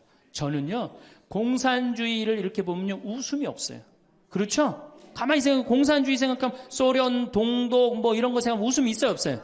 없죠? 그런데 민주주의 생각하면 유머가 있고 웃음이 있고 영화를 봐도 즐거운 영화만 있잖아요. 공산주의는 막 딱딱하고. 결국은 그래서 망한 거예요. 인간은요, 웃느냐 웃지 않느냐에 따라서 행복이 결정됩니다. 여러분들이 늘 웃고 산다, 그럼 여러분들은 행복의 길로 가는 거예요. 여러분들도 인상 쓰고 산다, 그럼 여러분 불행의 길로 가는 거예요. 그러니까 웃어야 돼. 또 웃는 사람한테 매력을 느낀다는 거예요. 웃는 사람한테, 잘 웃는 사람한테 매력이 느끼면 인간관계도 좋아지는 거 아니에요? 아, 내가 재미난 얘기를 했는데 인상 빡 끝날 때까지 남들 다 웃는데 한 사람은 끝까지 안 웃어. 그러면 여러분들 끝까지 안 웃는 사람한테 여러분들 무슨 생각할 것 같아? 저 사람이 다음에 있으면 다시 재밌는 얘기 저 사람 앞에서 안 한다. 그러니까 그 사람하고는 어떻게 된 거? 담이 자꾸 생기는 거예요. 담이 자꾸. 그러니까 어떻게 해야 돼요, 여러분들? 웃으세요. 그리고 유머를 많이 배워두는 것도 좋아요. 오늘 저한테 강의 들은 거 이거 잘 외웠다가 가서 얘기해주고, 또 제 테이프에 나오는 거 잘 들었다가 얘기해주면은, 아유, 어서 그렇게 재미난 얘기를 해서 또 얘기 좀 해줘봐. 그러면서 사람이 사는 거예요. 사람은요, 수달 떨면서 살아야 돼. 수다. 제가 한번 본당 신부 때 여러분들처럼 이렇게 젊고 예쁜 본당에 내가 본당 신부를 했었어요. 막 자매들이 막 수다를 떠는 내가 지나가는데 막 당황해 하면서 어쩔 줄 몰라 하더라고요. 분명히 내 욕을 한 거야, 보니까. 네. 그래서 제가 뭐라고 그랬어요? 그 자매들한테? 괜찮아. 이게 성당 다니면서 본당 신부 욕하는 재미가 최고 재밌는 거야. 네. 아니, 뭐 성당 다니면서 그런 욕도 하는 무슨 재미로 살아. 걱정하지 말고 해든 수다 계속 떨으라고. 우리 신부들은 주변님 욕하면서 사는 거예요. 그러니까 사람이 수다를 떨면서 살아야지 행복하지, 참고 산다고 다 좋은 건 아닙니다. 절대. 그러니까 참고 살지 마세요. 제발. 이거 우리 성당에 뭐 원수를 사랑해라, 왼뺨을 대면 다른 뺨을 돌려대라, 이거 아주 미치는 교리 중에 하나예요. 여러분들 다 사랑할 수 있어요? 여러분들 주위에 있는 사람 다 사랑할 수 있어요? 다 사랑하는 사람 딱 두 종류예요. 미치든가 예수님처럼 빨리 죽든가. 둘 중에 하나예요. 우리는 다 사랑할 수 없어요. 그러니까 다 사랑하려고 그러다가 미치지 말고 내가 좋은 사람, 내 마음에 드는 사람에 더 많은 시간을 뺏기고, 아니 뾰족한 놈이 있단 말이야. 별난 놈이 있고. 예? 그렇죠? 근데 내가 이 사람한테 가면 자꾸 찔려. 그런데 성당에 갔는데 서로 사랑하시오 그래갖고 다음에 또 갔는데 여기 또 찔려. 그래갖고 또 너무 미운데 성당에 가니까 또 내 탓이오 3번 하고 난 다음에 사랑해 가서 또 찔려. 갈 때마다 찔려. 그래갖고 내 마음이 상처투성이야. 근데 아들이 학교 갔다, 엄마 나 학교 다녀왔어. 그래, 집에 엄마 왜 그래? 말 시키지 마, 나 승질나. 여러분들 차라리 그렇게 찔리는 게 나아요. 그 사람을 안 보고 기쁜 마음으로 있다가 아들을 기쁘게 맞이하는 게 나아요. 이 사람 안 만나도 여러분들 인생 안 망가져요. 이 사람 안 만나도 억지로 가서 그거 찔리지 마시고, 안 만나면 시간이 지나면 이 사람 이뻐져요.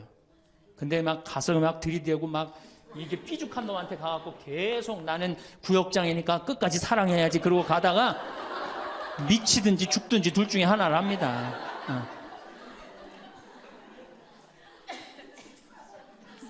8번째, 전화해라. 자, 여러분들, 저는 수원교구 신부예요. 수원교구 신부인데, 저는 뭐 다행히 우리 원주교구 주교님이 허락을 하셔서 여기 평창에 들어와서 살고 있습니다. 근데 사실은 신부는 본당 신부가 최고예요. 뭐라고 그래도 교우들하고 함께, 아이들하고 함께, 할머니, 할아버지들하고 함께 살 때 신부는 행복한 거예요. 저는 여러분들 이제 오늘 가시면은 여기 정막 강산이에요. 여기 해 떨어지면요, 내 다리도 안 보여요, 내 다리도. 해 떨어지면 내 다리도 안 보여. 여기 아까 잠깐 앉아서 신부님 너무 경치가 좋다고 그러는데 딱 하루 좋은 거예요. 하루 좋은 거지. 이걸 일주일, 2주일 여기 해 떨어져갖고 뭐 산책 나가면 내 다리도 안 보이는데 어딜 산책을 나가요. 굉장히 외롭습니다. 여기 앞에도 전원 5세대가 돌았는데 3세대가 우울증으로 나갔어요.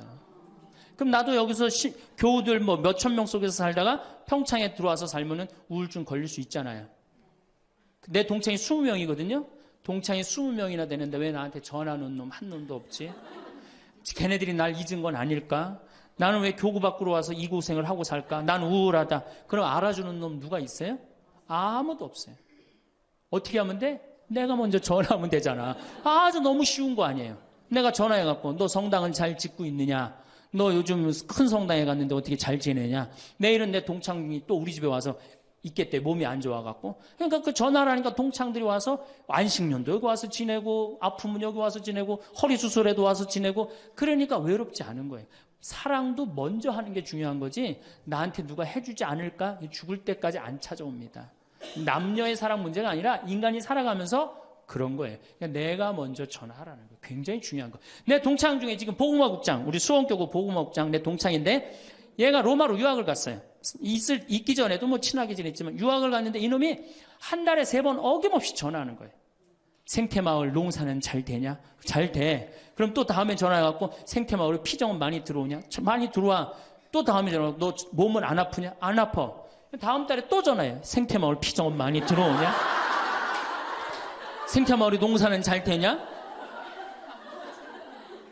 6년 동안 변함없이 전화하는 거예요.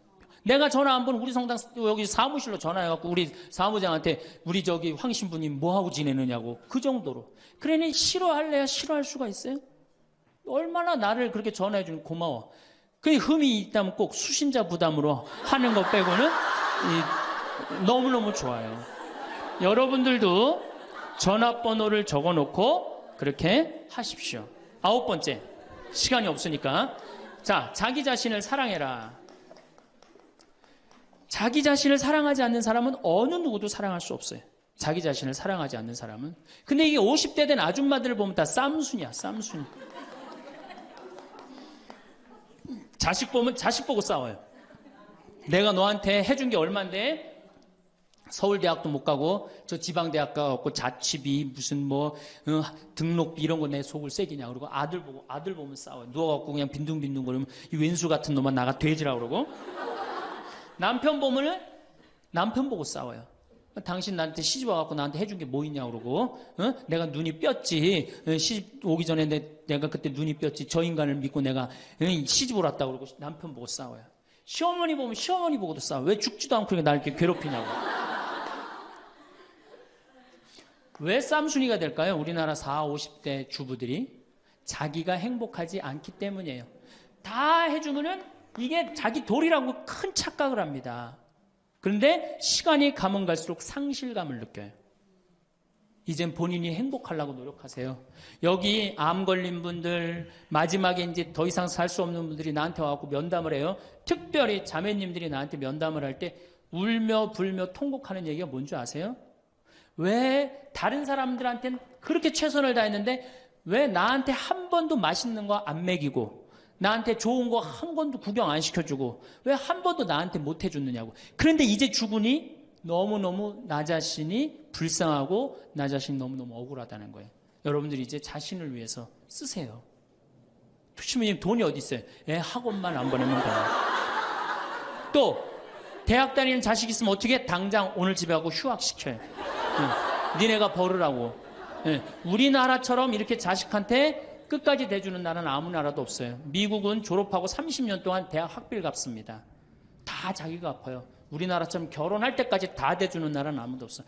그런데도 부모 자식 지간이 가장 안 찾아가는 나라가 우리나라가 1등이에요. 사랑이 제대로 안 된 거죠. 제대로 된 사랑을 안 하는 거죠. 나도 본당 신부로 이렇게 있으면서 냉면을 먹고 싶어. 그럼 총회장이 사줄래나 부회장이 사줄래나 성모회장이 사줄래나 안 기다립니다. 냉면 먹고 싶으면 어떻게? 내가 가서 사 먹어요. 내가 냉면 먹고 싶은지 누가 알아? 내가 가서 사 먹으면 되지. 그러니까 아무도 못 얻어먹어서. 그럼 이제 가을 지나고 나는데 가을 때 강론 때 내가 교우들이 여기 3,500명이라며 교우가 3,500명 냉면 하나도 못 사 먹었 얻어먹었다. 그럼 교우들이 무슨 생각할 것 같아? 우리 신부님 챙겨주는 사람 하나도 없고 빨리 장가 보내드려야 되겠다. 이런 생각한단 말이에요. 그래서 나는 내가 사 먹어요. 내가 사 먹는 동시에 혼자 사 먹으면 청승 맞잖아요. 회장님들 데려가서 내가 사줘요. 내 돈으로. 신부님 무슨 돈이 있어서? 나 강사료 많으니까 다 사줘요. 근데 우리 천주교 교우들은요, 먹고 떨어지는 법이 없어요. 언제 효과가 나타나? 내 영명 죽일 때 다 돌아와요. 그러니까 어떻게? 나도 행복하고 교우들도 행복하고 얼마나 좋아. 자기 자신을 사랑하십시오. 자기 자신을 귀하게 여겨야만이 그런 나를 보고 다른 사람이 행복한 거예요.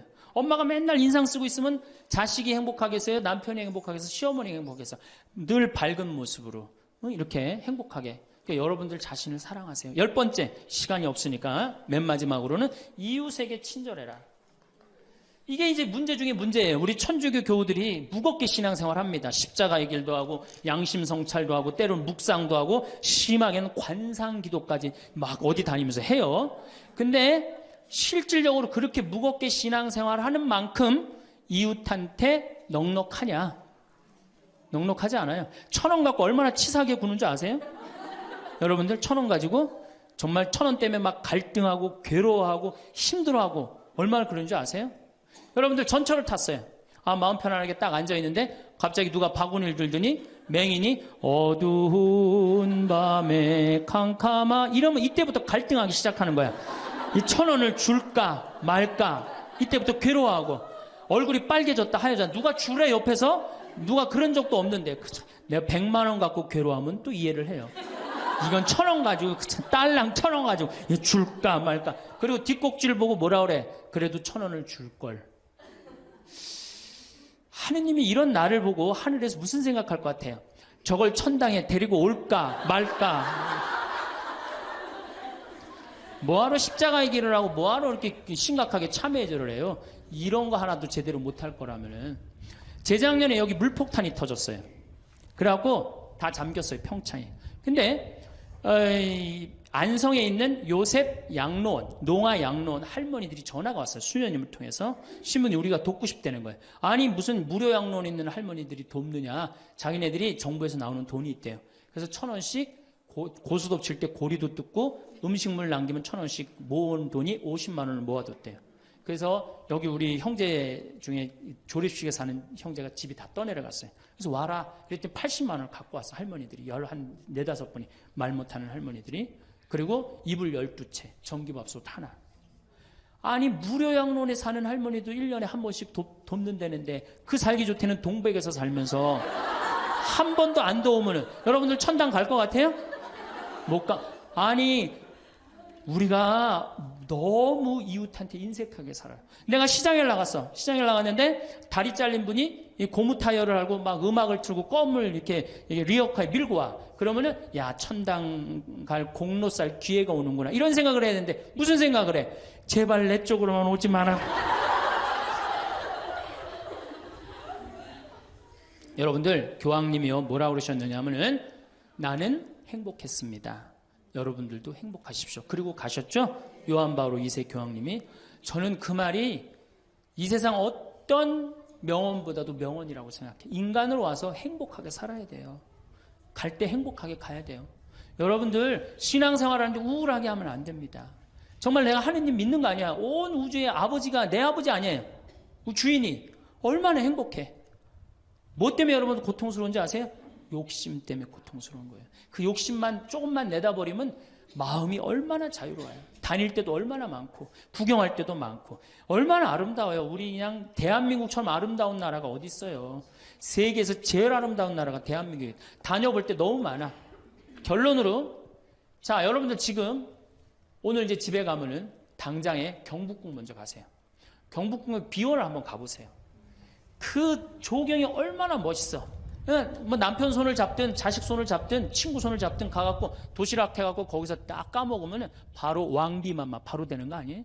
옛날엔 거기 누가 들어갔어요? 지금은 들어갈 수 있어요 없어요? 있잖아요. 5,000원 10,000원만 내면 5,000원만 되면 왕비가 될 수 있는데 그 행복한 길을 우리가 땅바닥 우울하게 쳐다보느냐고 못 찾아가고 있는 거예요. 그래서 전 여러분들이 행복했으면 좋겠어요. 여러분들이 행복해야지 대한민국이 행복합니다. 예, 감사합니다.